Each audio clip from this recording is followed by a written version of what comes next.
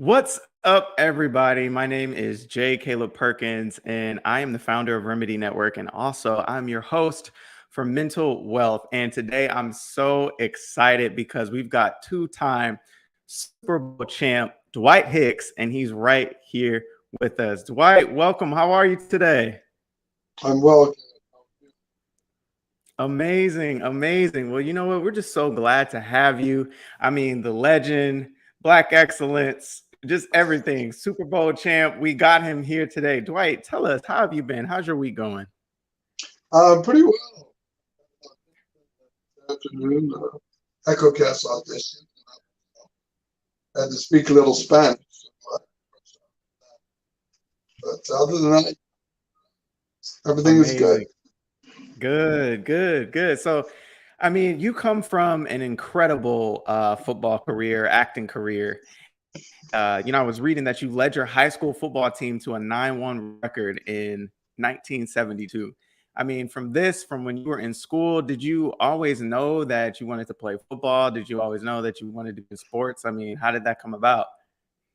Well, my mother told me when I was 8. It was a Sunday afternoon. The sun was shining and kids were playing outside. And she thought we had left the TV on upstairs. So she came upstairs to turn it on. Maybe an 8-inch screen. And there I was watching football. Right? What are you doing? How come you're not outside? I said, I'm watching this game. She said, do you like that? People running all over into each other and falling over. I'm like, yeah. And she said, I never took my eye off the TV. And I said, yes, Mom, one of these days. And luckily I got the height and weight, and I was able. Wow. You know what, Dwight? Maybe if you could switch your phone to the side, I think it's just cutting out a little bit of your audio. Okay, it's up. I wonder if it's gonna flip for us. There it is. Is that better? I think it's got you upside. Let's see, you're upside down. I'm upside down. How about that? That is better, and the audio is better too. Okay. That's Sit back. perfect. Let me try. I'm trying to get my ramp. Let me see if I can get that right. That's Perfect. still there. Is that too much light on my head right here? Is that okay? No, yeah, that's fine. You're coming in clear now. You're coming in Okay. clear. Okay. So your mom was saying, I mean, you like this game, everybody's tackling each other. And so what age was that? Like when you discovered I that was 8 years old. wow. Yeah. And my brother and sister and I used to fight over the TV, and my mom always said, whoever gets to the TV first, the other kids are going to have to just wait until one of us stops watching it. And no one in my family had played sports before. I was the first one to really enjoy, I guess, competing. And so when I told her that, she went out and got another TV, not that we could really afford it, but she did so I could watch football and sports. So she was Incredible. pretty, Wow. she I said the love look that. in my eye was, looked like I was pretty committed and I had my mind made up. So she was helping the process along. Wow. I love that. So I mean, you've had an impressive 8 NFL seasons. You won 2 Super Bowls. So tell us a little bit about what life looks like transitioning out of football. What was that like for you? Did you learn anything new? What was that like? It was hard for me because I really didn't know what I wanted to do. My career was curtailed because of a decision I made to sit out a game because I was offered a new contract if I was make the Pro Bowl for the second time, and I made it. And then the next year, the management felt, or Bill Walsh felt, that I was under contract, even though I shook his hand and I took his word. We shook hands. I took the guy for his word, and he reneged. So I just felt that, well, I could either take it lying down or I could stand up for myself.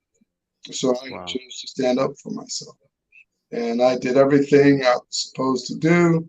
I was going to sit out uh, just before a regular season started in camp. But the team, they elected me captain. So that kind of put a kibosh on that. I was like, damn. So I'm like, they just elected me captain. I can't sit out. So anyway, I started the season, and about the fifth game of the season, or the fourth game of the season, we were playing in St. Louis. Cardinals were in St. Louis then, and it was a tight game. I pick off a pass, went 32 yards, touchdown, changed the game completely around. We win. And then 2 weeks later, and I told my attorney, and I said, "Go get him now." And he did, and he said, "Well, Dwight, they said you're still under contract." So 2 weeks went by, and we're in New Orleans. They always play this stuff. I pick off a pass, 62 yards, touchdown, change the game, we win. I said, "Go get him now." And he said, "Dwight, they're still saying you're under contract." And I was like, "Man, I had 2 picks, 2 touchdowns, changed the complexions of the game. And, they're not going to let me play offense too. So, I need to do something." And so to get their attention, I sat out the next week during the week because I felt like if I practiced all week, then leave my team high and dry, that's not good. So I didn't go to practice all week so they could prepare if I did miss the game. So they did prepare. And they sent my position coach over to my house every day, trying to get me to change my mind. I said, "No, Ray." I said, "This is what I was promised. If I did X, Y, and Z, I did it. And now they're going to just pretend like nothing happened." No. He said, "Dwight, don't do this. All the things you wanted to do after football, you won't be able to do." Because I was a student of the game. I was correcting coaches on their own stuff. I knew the game solid. And so that week came, I didn't go. And so I was sort of blackballed out of the league after that because no player had ever sat out during the season before me or after me. And so the NFL wanted to let the players know, if you do this, you're out. But, I could look myself in the mirror and I could feel good about myself. And I just transitioned to something else. Wow. And I mean, that must be like pretty difficult to be able to leverage all of that. I mean, even as a player leading to 2 Super Bowls, that amazing play that you did that turned it over. I mean, when you think about your career and you think about all the success that you've had, um, what kept you going, just leveraging a successful career while you were in the midst of it? Like, was there a person in particular? Was it your faith? Was it a book? What kept you going in the midst of, a crazy run? Well, there's politics in football. There are politics in every high profile institution, powerful institution. And, but my mother always told me, even when I was a little boy, she said, "Dwight, always put your best foot forward. Treat people how you would want them to treat you, but always stick up for yourself." And I have. And my mother was my strength. She gave me that strength. I didn't look anywhere else. It was inside me. It was instilled in me. And I always felt man makes money. Money don't make the man. I'll be able to make some money another way, but my integrity and who I am as a person will not be taken away ever. I love that. I mean, wise words. The money doesn't make the man. The man can always go make money. I love that. I Yeah. think sometimes we always think about, there's a lot of creatives that watch this, or maybe aspiring players that want to go to the NFL, and they might box themselves in to just think this is the only way that I can do it. I mean, because you're an anomaly, right? For somebody to find success and then have that longevity. I think longevity is something that we don't talk about a lot. There's a lot of rappers, singers, artists who have like one run that's good, but for you to be able to transition into movies and TV and acting, and also being, someone in your community that is, has a voice that's speaking out on issues. What does that look like for you? Or how did you envision yourself as balancing that longevity and saying, hey, my career, my life does not stop at football, but it keeps going? What inspired you to continue your message? Well, I think that it was my upbringing.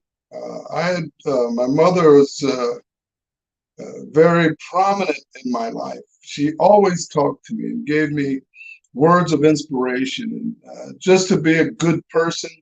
And she said, Dwight, whatever you want to do in life, you can do. And don't let anyone tell you that you can't. So, but you had to work hard. And I put an effort in my life, an honest effort in my life. And I was able to transition from sports to, well, sports is considered entertainment, but um, sports entertainment to film, TV, uh, commercials, voiceovers, narration. And I just have the confidence to do it, and I put hard work into it. And I think if everyone put honest effort into their life, in time things will happen. Someone told me that. A best friend of mine that just passed away not too long ago told me that. And I said, well, why is that? He said, because most people do nothing. He said, if you put 2% more effort into your life, it will consummate 98%. I said, how do you figure? He said, because most people don't do nothing, anything. So if you put 2% more energy into your life, it will extend that energy 98%. Man, that is incredible. That is incredible. I mean, I was looking at some of the work that you've done. I mean, your talent, you've been in roles, feature films, Armageddon with Bruce Willis, The Rock, Sean Connery, Nicolas Cage, Jack. I mean, even with X Files and the OC, is there any particular role that you had the most fun on or that you enjoyed the most? Well, I think in Jack, I was sort of winging it. I really didn't know what I was doing. I was very green. Uh, but when I was on the set of Armageddon, uh, I was watching Sean Connery and William Forsythe on a monitor, and I knew a skill set. I didn't know about the acting skill set, but I could recognize the skill set because I played football, and they were making words on a page come to life, and I didn't really know how to do that, but they drew me in from their organic performance. And I recognized that it was a skill. And I said, I want to be able to do that. And so I started scene study. And then I got on stage and started working hard on stage. And before you know it, I start to understand what building a character or making a character come to life. And most of that is giving your character a background, uh, a history. Because if you do that now, when people say something to you, you can bring an organic response. Now you have to make up that history. You have to uh, ask yourself, what were you like before them? before this moment, and then from the words on the page. And it may not have anything to do with the film, but you give yourself that history. So when someone says something to you, it's an organic response. It's something that takes you back to that moment that may not have anything to do with the film, but in your eyes, because the camera picks up everything, it'll be true. Man, well, you guys are getting gems right now. You're not just getting the football gems, but all the actors out there. So tell me about that. Is there a place where you go? Because I myself am not an actor, but I have a lot of friends who are actors. Do you go somewhere in your head when like let's say you're the bad guy or you're the villain or maybe you're the good guy? Do you have like character in your head, or do you have to go to like an emotional place sometimes to pull that character out? What is that like for you? Well, as an actor, your body is your instrument. So you have to be very relaxed to be able to exude certain emotions, whether it's anger, whether it's more emotional in a sad sense, or even crying. And once you give your character history, someone might say something to you uh, about something that happened in the film, like someone died, and you just have to make up something. You give your character any kind of history, and then say your grandmother, who you're very close to, as far as the character, had recently died or was murdered, and they say something to you, and your mind goes to your grandmother. Well, you know how you felt about your grandmother, and she was taken away from you prematurely, and it resonates in your eyes. And if you're open, you can play your instrument, which is your body, your psyche, and then that emotional life will come out very naturally. Wow, I love it. I love it. Well, you guys, you can Venmo me for these great. No, I'm just kidding. No, you should Venmo Dwight for the great. Man, that's amazing. We had a great conversation the other day just about, I mean, there's so much going on in the world right now. Of course, as you know, I don't need to reiterate, what we're facing as a country. And then just on the world Globally. scene, globally, Yeah. what's going on with, Russia, Ukraine, COVID, all of this. I have two questions. One, what keeps you going? What keeps you motivated? And two, what would be your encouragement to just our world right now? Well, there's a movie that's one of my favorites called The Power of One. It was with Morgan Mm, Freeman and River Phoenix, Joaquin's brother. And it was about apartheid Africa. And Morgan Freeman was the instructor or in River Phoenix corner. He was training him to be a champion. And there was a little black kid from South Africa that wanted to be the champion too, that was his opponent. And he was going to win the championship so he can have visibility and recognition as a champion, and then tell the world about apartheid South Africa. Well, he lost. And so the crowd that was in South Africa, and most of the people were from South Africa, black people, were cheering for this young black South African boxer. And when he lost, there was just a hush. And he then had the notion to take River Phoenix's hand and hold it up and say, now here's a new Rainmaker. And the River Phoenix says, what are you doing? He says, you will now bring attention to apartheid South Africa. And River Phoenix said, what can I do? I'm only one man. And he said, a rainfall or A waterfall begins with but one drop. So I try to live my life that.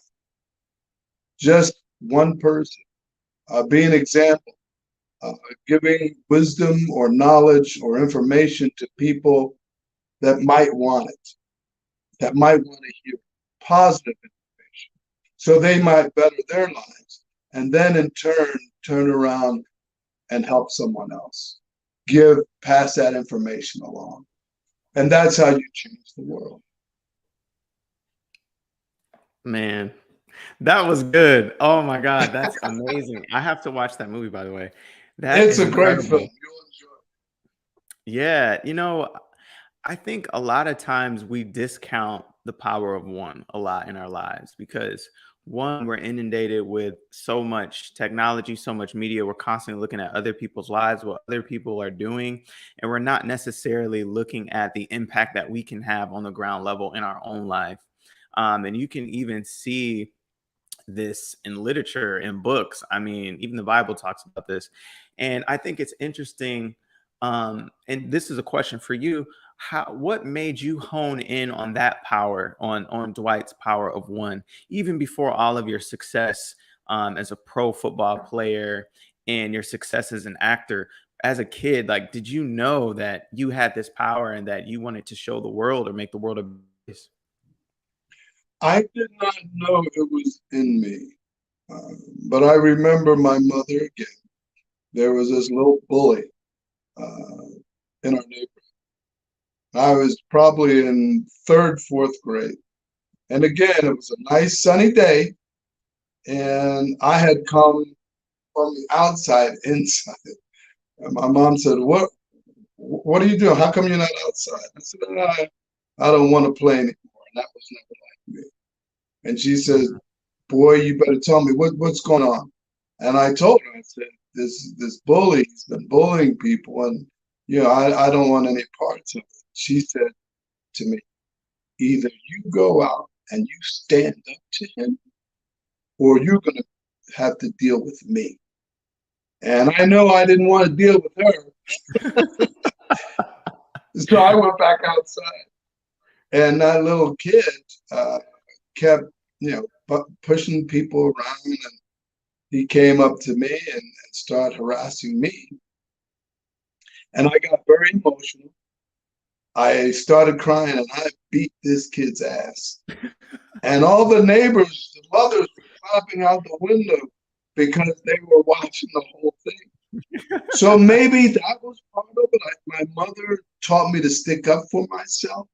But as far as, having the fortitude to keep going, to believe in myself, I don't know if that's just innate in me, my spirit. I think that I believe in the oneness of all things. And as I progressed in my journey, I came to that realization. And the longer I live, the more powerful I feel, because the power of the universe is in each and every one of us. But we think it's on the outside of us. But it's you. Mm-hmm. You are the signs of God. You are the signs of the universe. So anything you put your mind into, you keep the distractions to the minimum, you'd be you wouldn't even understand the power that you have. You wouldn't even understand. It seems things would just fall in your lap, because I didn't know what I was going to do after playing football. But I start thinking about things, start asking myself questions, and answers start to come. It might take a while, but answers start to come, and then you just follow that path. And before you know it, you can transition into whatever you want, into whatever you have a passion or an affinity for. You can do anything that you set your mind to. And that's for anyone. But they just have to be in the right frame of mind and understand that they are that power. It's in you. I love that. I love that. That makes me think a lot about your journey too. I mean, after winning the first Super Bowl, I mean, if it was me, I'd be like, well, We good. We made it. Let's go. And I mean, to winning too. Um, what was that like? And I know I keep going back and forth, but I'm just thinking about your amazing journey here. What was that like after winning the second Super Bowl? Well, you play the game to win championships. That's what the game is about. And my individual goal as a professional football player was to win, to be an all pro to help my team win a Super Bowl. Well, I was drafted by Detroit. I thought I was going to be drafted in the first round. I didn't get drafted until the sixth round. And then they released. My goal was to be an all pro to help Detroit win a Super Bowl. Well, they still have a Super Bowl. Then I went up to Canada, played a little bit, hurt my ankle, came back down to the NFL. I wanted to go back to home, and I grew up right across the bridge from Philadelphia. And so I signed up with the Eagles. They looked like they were going somewhere. And I had a very good camp. When we broke camp, all the veterans knew that I was from that area, congratulated me for making the team. Well, the next day, they released me. And Philly hadn't won a championships until a couple of years ago, but they went to the Super Bowl that year. They cut me, and they lost. Well, I then went to the San Francisco 49ers, the worst team in the league. And my goal again was to be an all pro to help my team win a Super Bowl. Well, a year and a half later, I was all pro and we won our first championship. So it's just a mindset. You set goals for yourself, no matter what people think. People thought I was crazy because I'd been cut twice, and I just felt I was in two different camps, professional NFL teams camps. And I knew that I was better than just about anybody there. But I didn't know why it wasn't happening. But again, my goal was to be an all-pro and help my team win a Super Bowl. Well, those teams that I was on that cut me, they had never gone. I had to go to the worst team in the league because of what I put out in the universe. I wanted to be an all-pro. I wanted to win a Super Bowl. And I had to go to the worst team in the league to realize my dream. So that's telling me I was in the place where I was supposed to be.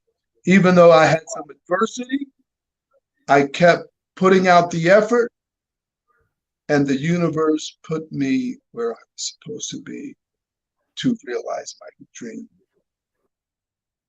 Wow, that'll preach right there. I mean, so to get to the expected end, sometimes you have to go to the worst part. And I think a lot as like creatives or Gen Z or millennials, if they're watching this, or even young professionals, sometimes we think about greatness and we aspire to greatness and we always want to be at the top. We always see ourselves at the top, which is amazing, right? It's good. But the path and the journey to get there, sometimes you have to go to the worst team, like you said. Sometimes you have to go to the worst in order to learn about yourself, learn what you're capable of doing. And really, I think just that you share your story, it kind of proves that, do you really want this? Are you really made out to be what you said in your mind? I mean, that's amazing, Dwight. Thank you so much for sharing that. Oh, you're welcome.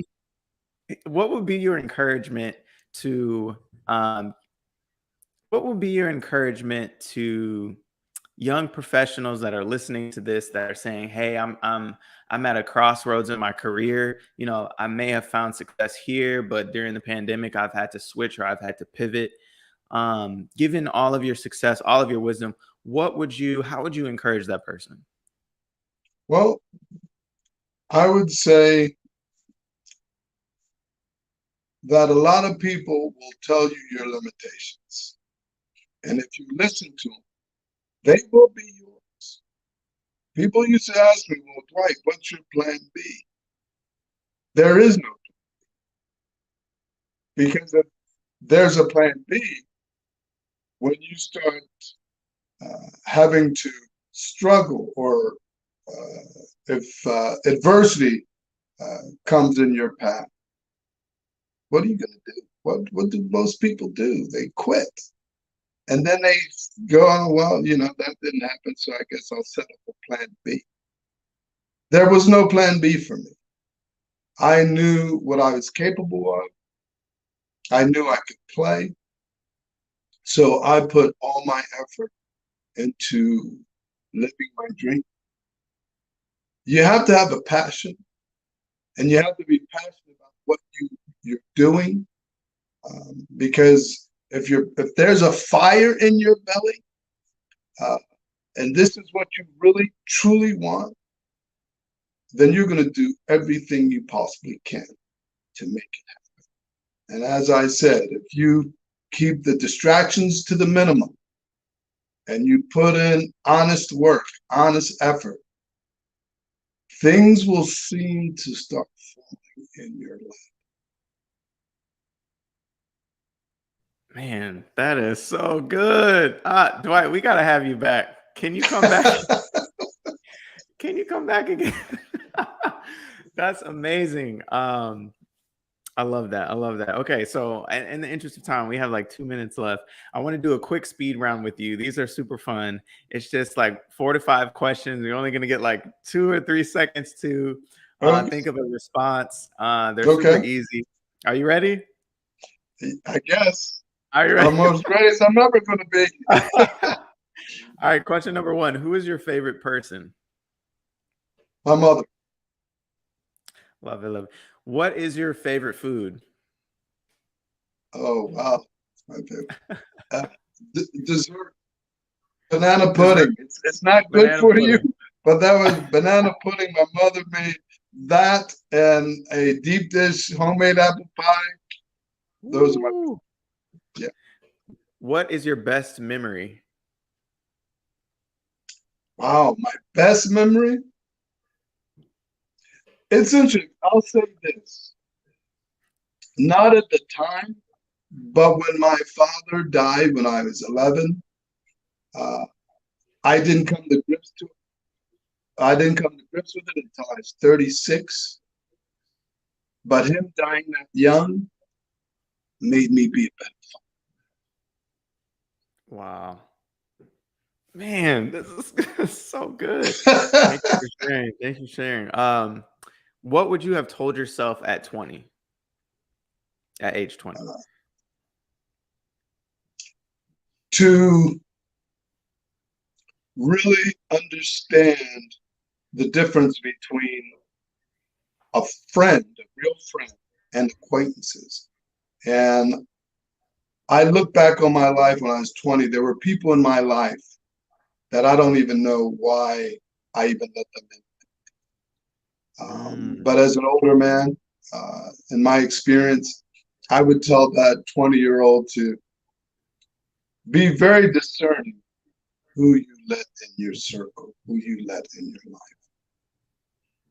Wow, man, that is good. Last question. I think you already answered this. Sweet potato pie or apple pie? Well, my mother makes a damn good sweet potato pie.